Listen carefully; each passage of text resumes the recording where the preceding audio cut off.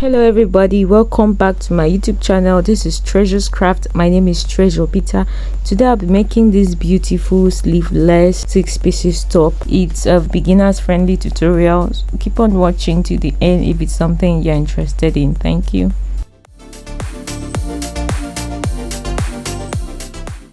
Welcome back once again, guys. So I'll be drafting it on the pattern paper before cutting it on the fabric. I'll be using about 2 yards of this Ankara fabric for it. So let's get started. So to draft the front of this, I went ahead to mark my starting line. From there I marked from my shoulder to my bust point, my shoulder to my under bust point, my shoulder to my waistline, and I went ahead to draw the lines across like so.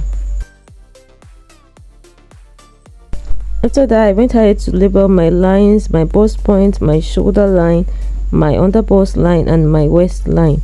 And then I went ahead to maintain the length of my pattern paper to be the length of my top. So you can go ahead to take your desired length. After that, I went ahead to take my shoulder measurements, which is 14 divided by 2, 7 inches. So I marked it on my shoulder line, and then I marked my neck width at 3.5 inches, and I took my neck depth at 3 inches, but I ought to take 3.5. I later had to reduce my neck because I observed it was too tight. So after that, I came down by 1 inch at my shoulder point for my shoulder slant, and I connected the line like so. And then after that, I went ahead to take my armhole to do that. After taking my normal bust circumference divided by 6 plus 1.5, I had 7 inches. So from my shoulder slant, I marked 7 inches, and then I went ahead to connect my armhole like so. I went ahead to mark to label it my chest line, and then from there I divided the 7 inches from the shoulder slant to the chest line to get my midpoint, and after that I came in by 1/2 inch from that midpoint, and then I took my bust circumference divided by 4 at my chest line, and then I connected my armhole using my armhole curve from the shoulder slant through the midpoint to the bust circumference divided by 4 like so. Next thing I will do is to take my nipple to nipple measurement. I went ahead to mark my nipple to nipple at the full length of my blouse from the center. I also marked it at my under bust, at my bust point, and also at my waistline. So I went ahead to draw a straight line across like so. Note, I did not add any allowance to my nipple to nipple. I just took the exact thing I have when I divided by 2. So the next thing I did was take out my bustier dart. So at the full length point, I marked 1.5. I also marked it at the waistline and also at my under bust line, and I went ahead to connect the line in a straight line form like so. I used 1.5 because my bust is actually 34 inches. So if your bust is 36 and below, you can use 1.5 for that side. For 37 to 45, use 2 inches, and for 45 and above, you can use 2.5 inches. So at the center part, I went ahead to take 1/2 inch. So 1/2 inch is my standard measurement for whichever bust for the inner side. So I went ahead to draw the line across, and then I went up and down by 1/2 inch at the bust point. This is to prevent pointiness around that area, and then I use my armhole curve to connect my breast area like so, from the under bust to that 1/2 inch below my bust point.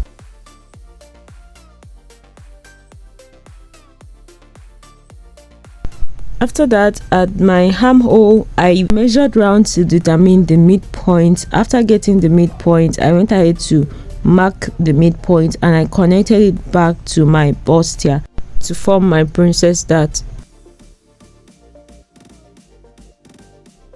Then along my armhole, I also took another dart. So at the top part, I took out 1/2 inch. At the down part of my armhole, from the line, I took 1 inch. In total 1.5. So I connected the dart back again into my bustier in this manner. So just follow how I am connecting. So after that, if you notice, our gap intake for the dart is 1.5, so you have to extend that 1.5 at that point in a slant form at the down part, and you also extend it from your bust measurements. You have to extend the armhole curve again like so. so it's very necessary for you to extend it. If not, there will be a shortage at that area. So this other line is cancelled and this other line will be cut off. This other part will also be cut off. So after that, I went ahead to take my circumference measurement. We had already taken our bust circumference, so I went ahead to take my waist measurement divided by 4 on my waistline, and I replaced my dart intake of 2 inches. At the down part, I took my hip measurements divided by 4. I replaced my dart of 2 inches, and I also took my underbust at the underbust line divided by 4. I also replace my dart intake of 2 inches. So after that, I went ahead to add my side seam allowance at once using 1.5 inch, and I went ahead to connect the lines together like so. Then at the side of the down part, I came up by 1 inch and then connected it back like so. After that, I went ahead to cut it out like so.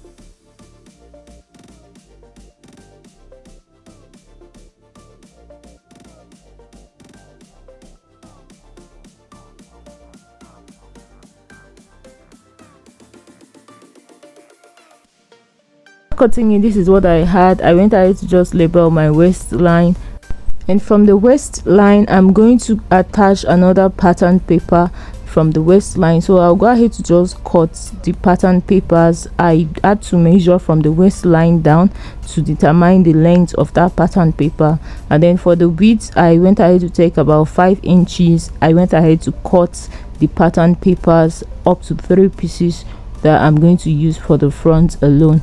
So I went ahead to attach that pattern paper using my paper tape, and I'll go ahead to attach it at the side of my center front. I also attached it at the center part of the side front.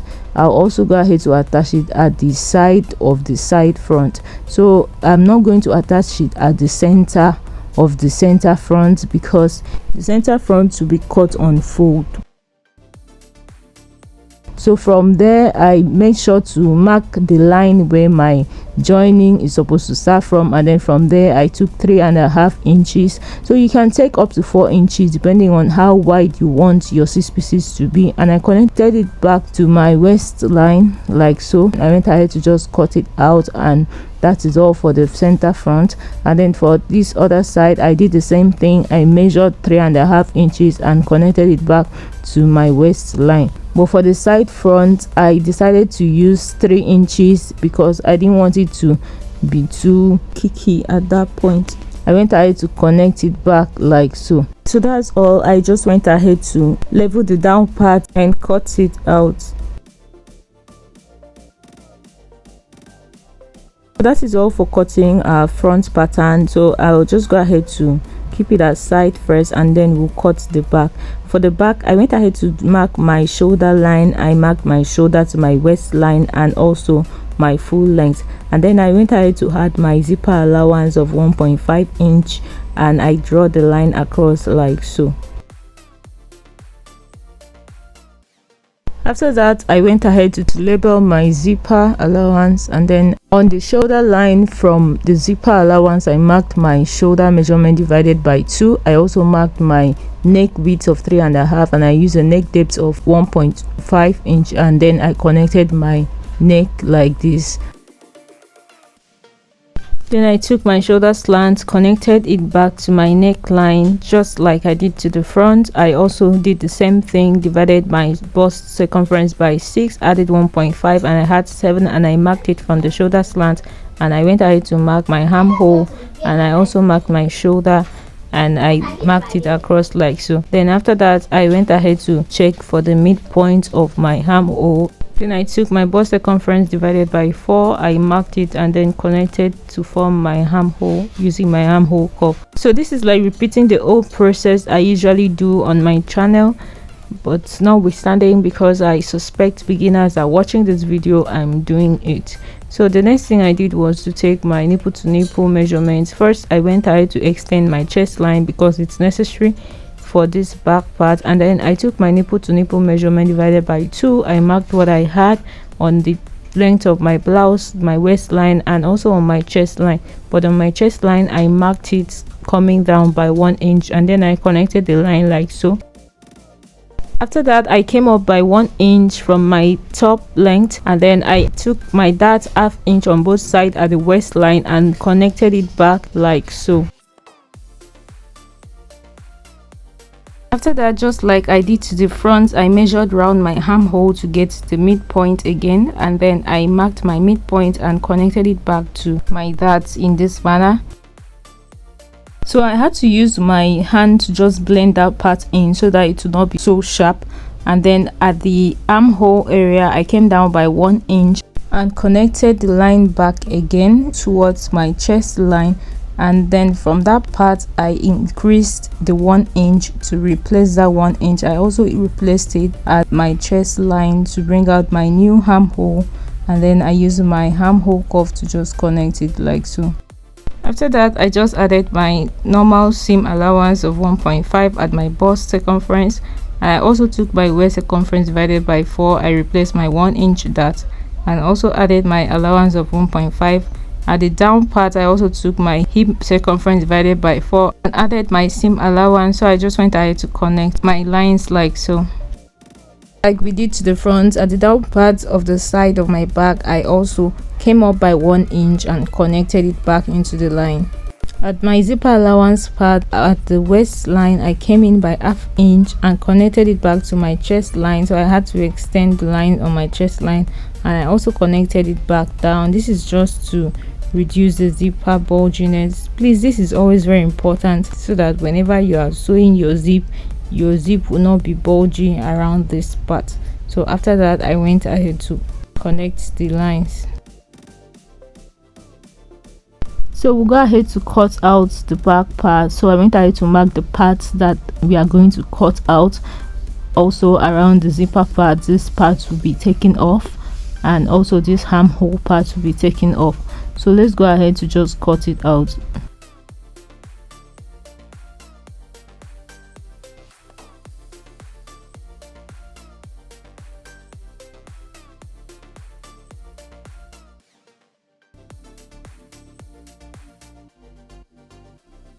So after cutting, this was what I had. I went ahead to label my waistline, and we are going to go ahead to do the same thing we did to the front. So I already cut the pieces of my pattern paper and I attached it to the center of my back. I used 3.5 inch and also connected it to my waistline just like I did to the front. I also did the same thing to the side of the back.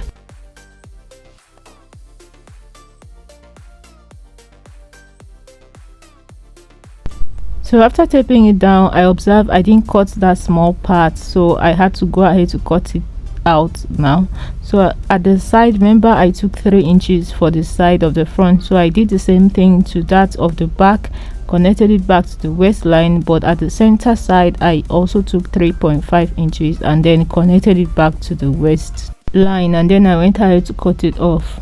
So that's all for drafting our pattern paper. So the next thing I'm going to do is to just place it on my material and cut it out before proceeding to sew. So in cutting it out, I went ahead to pin it down. So this is the side of the front and this is the side of the back. So one thing with drafting on a pattern paper before transferring to your fabric is that it actually helps you to save lots of material. I was thinking I was going to use 2 yards for this, but I ended up using 1 yard, more than 1.5 yards. It wasn't really up to 2 yards anymore. So it's always advisable, especially for something like this, for you to use your pattern paper first. So I went ahead to just add my allowances. You have to add the ½ inch allowance round. At my armhole, I didn't add any allowance, but at the center front I added ½ inch. At the down part I added extra ½ inch also, and at the side I also added additional ½ inch. And this ½ inch is because I'm going to be turning my lining in. So I just went ahead to connect the lines, and then I'll go ahead to cut it to just show you guys what I mean, since the chalk is not showing well.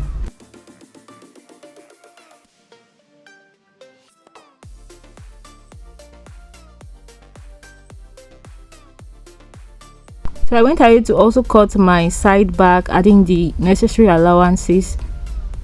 So that this video will not be too long, I'll just go ahead to cut them off camera and show you guys what I actually had after cutting everything. So this is my center front. I cut it on 4. I added allowances round.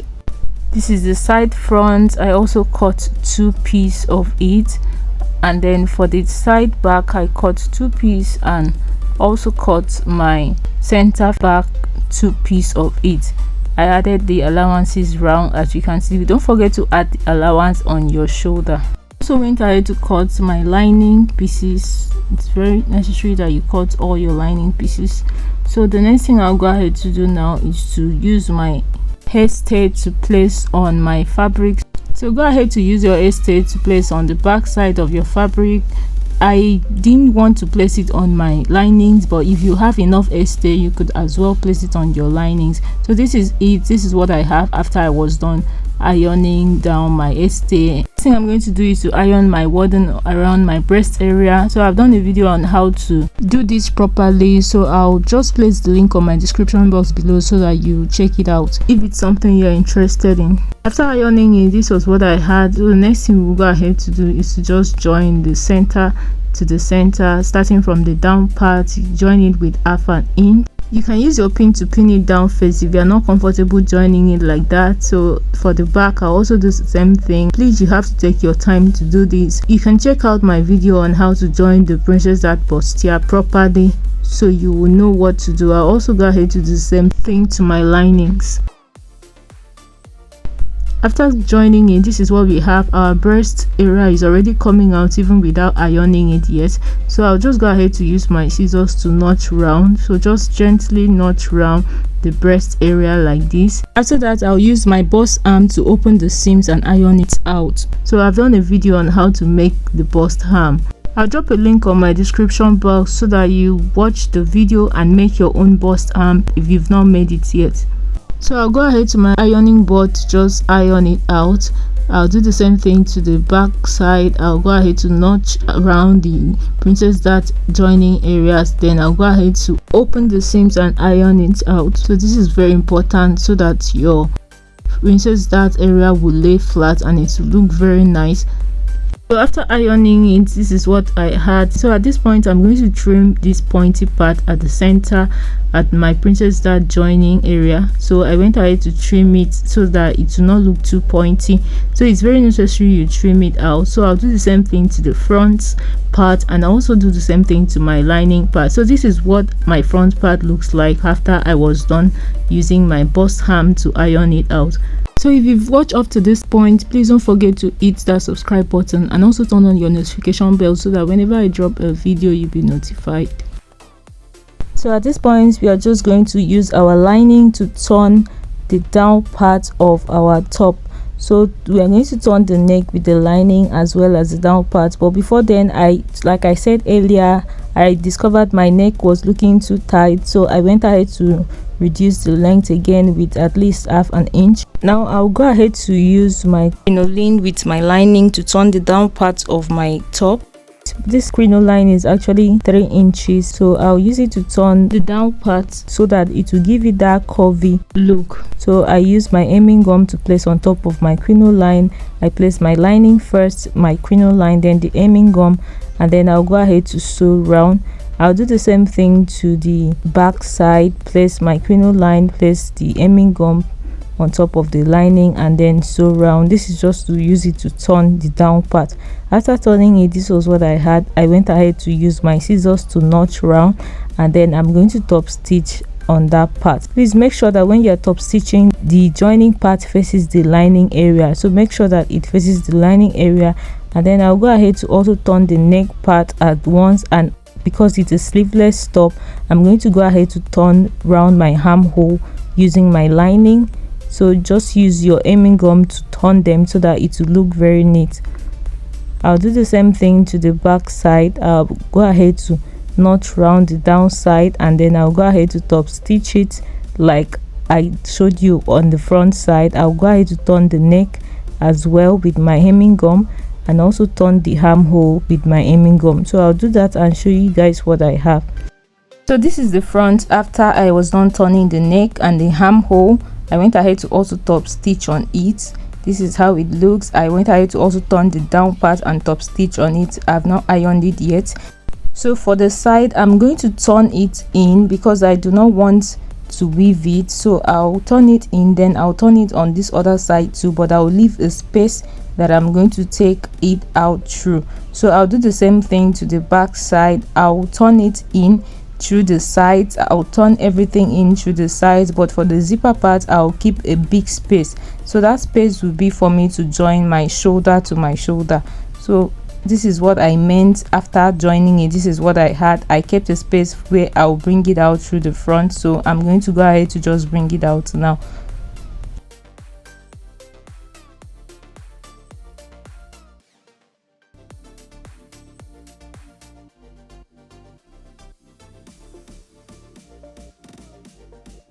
This is what I have. This is the hole. I'll now go ahead to sew the hole to cover it well. So for the back side, I went ahead to also keep a bigger space around the zipper area. So for the two zipper areas, I kept a very big space because I'm going to pass through that space to join my shoulder front to my shoulder back. So I went ahead to bring it out. So the next thing I'll do is to just go ahead to iron them well, then we'll join our shoulder, and that will be all for this top.